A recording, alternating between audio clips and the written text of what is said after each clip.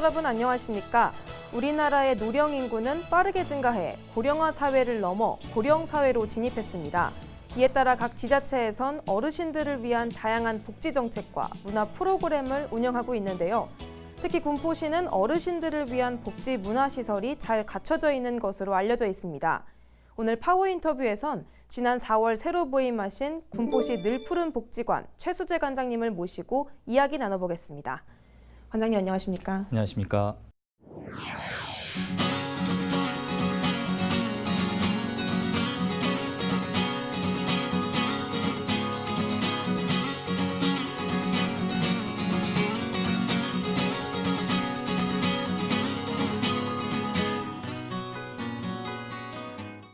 방송을 보고 계실 시청자분들께 인사 말씀 부탁드리겠습니다. 네, 안녕하십니까? 저는 군포시 늘푸른 노인복지관 관장 최수재입니다. 이렇게 TV로도 ABC 방송을 통해서 시청자 여러분들을 만나 뵙게 돼서 대단히 반갑습니다.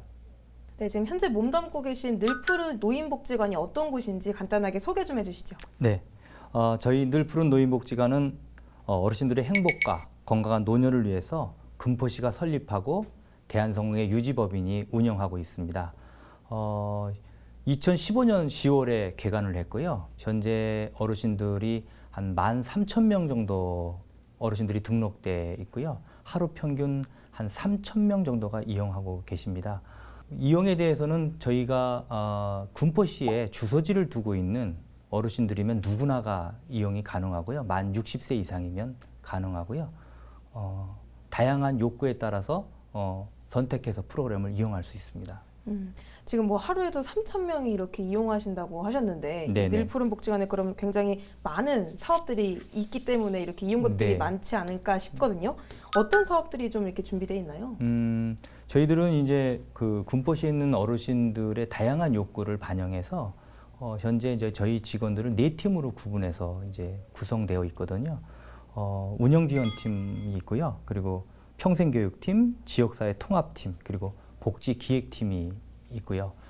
이 다양한 영역에서 어르신들의 문화와 건강, 그리고 상담, 돌봄, 일자리, 그리고 지역사회 활동과 자원봉사, 그리고 동아리 운영에까지 다양한 분야에서 운영하고 있습니다. 방금 말씀하신 것들 중에 그 동아리 활동이라는 게 좀 네. 관심이 가거든요. 네. 어르신들이 하실 수 있는 동아리가 사실 그 젊은 청소년들이 하는 거와는 약간 좀 성격이 다른 것들이 준비되어 있지 않을까 이런 생각이 좀 드는데 어떤 동아리들이 좀 이렇게 돼 있나요?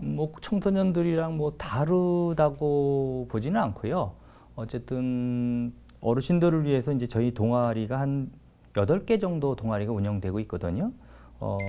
탁구 동아리가 있고요. 당구 동아리가 있고 포켓볼 동아리가 있고 게이트볼, 장기, 바둑, 서예 그리고 스타 가요반 이렇게 8개 동아리가 운영되어 있고요.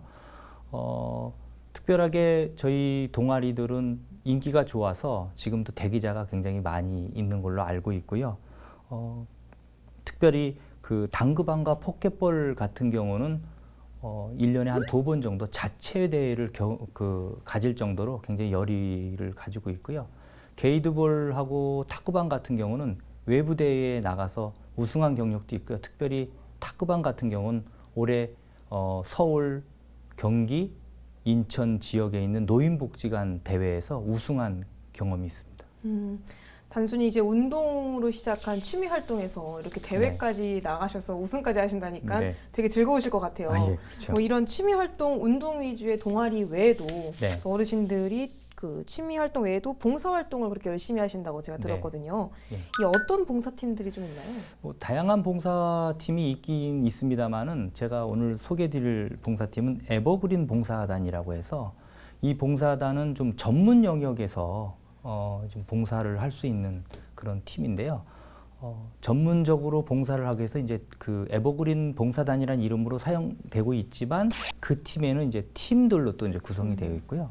거기에 보면 마음의 이음 팀이라고 있는데 이 팀은 우울 예방 검사라든지 아니면 상담 같은 거를 이렇게 하고 있고요. 그리고 종이 접기 팀이 있는데 이건 지역 아이들이나 아니면 어르신들에 대해 종이 접기를 교육하고 가르치는 역할들을 하고 계시고요.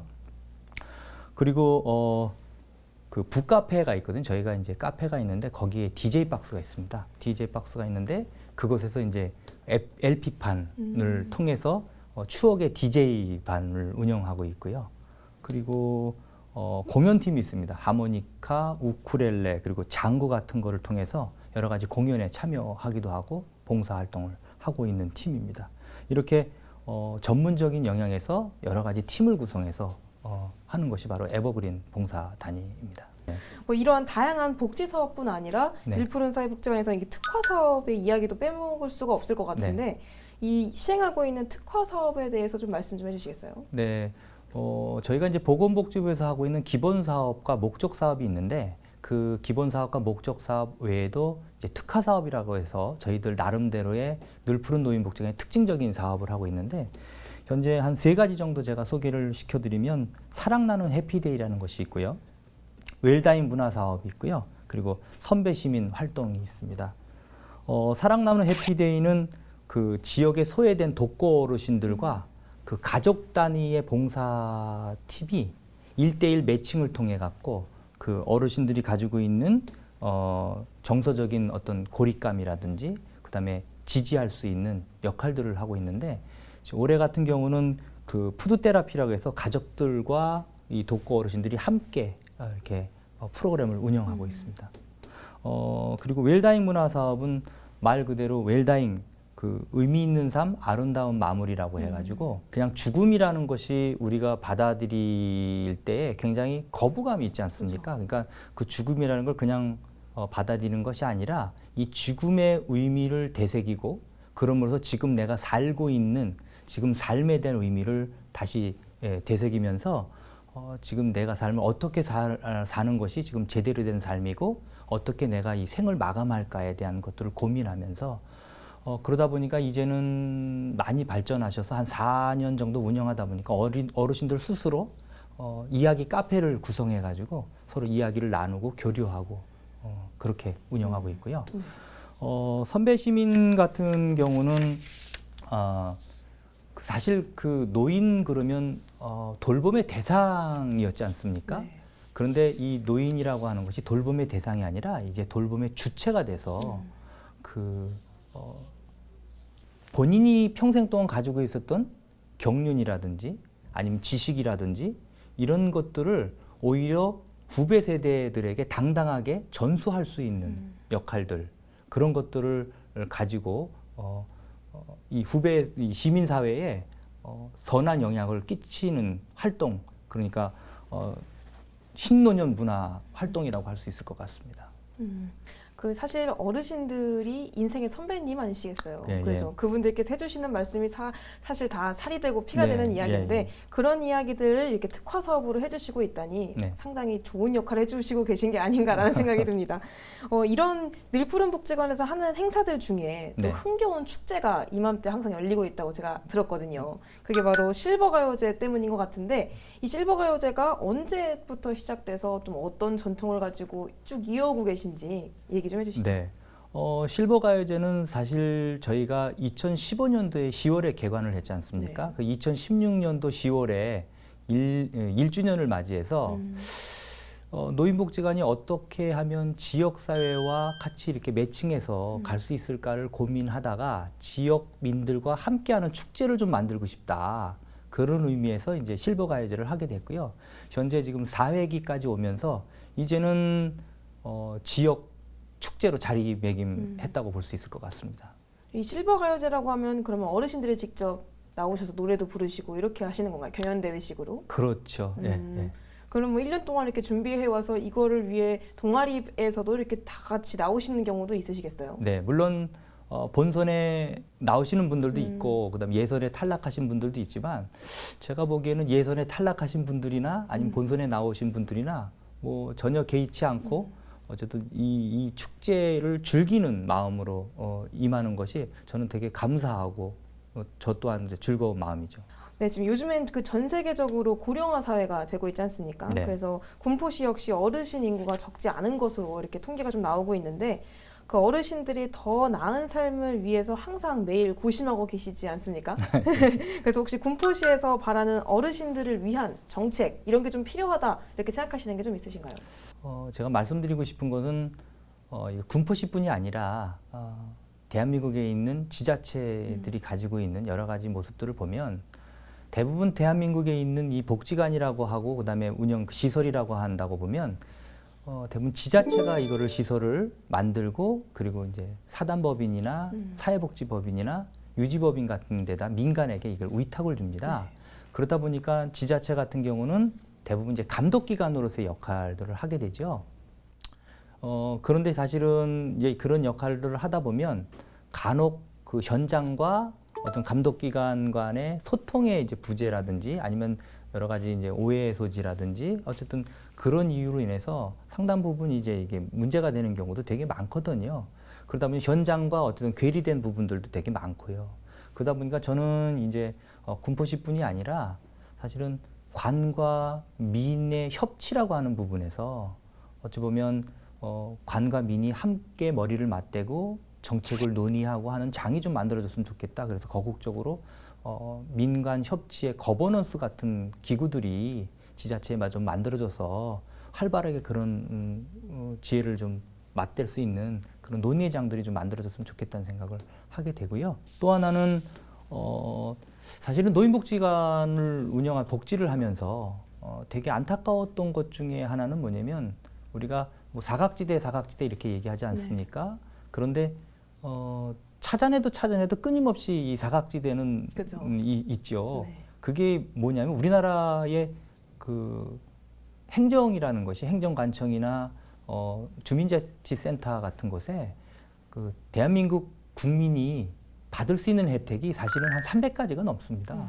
사실은 그걸 담당하고 있는 사람조차도 잘 모를 정도로 엄청나게 많은데 자격만 지어주면 그 어떤 조건만 갖춰주면 누구나가 혜택을 받을 수 있는 것들이 그렇게 많은데 우리나라 법이 본인이 그것을 알고 신청하지 않으면 혜택을 받을 수가 없어요. 그렇다 보니까 그런 정보가 없는 어르신들이나 취약계층들은 사실 그런 혜택을 받을 수가 없는 부분인데 사실은 그런 정책적인 부분들을 좀 홍보해내고 그다음에 알려서 그 사람들이 그런 정부로부터 받는 혜택을 받을 수 있는 그런 지지 체계가 만들어지면 좋겠다 이런 생각이 듭니다.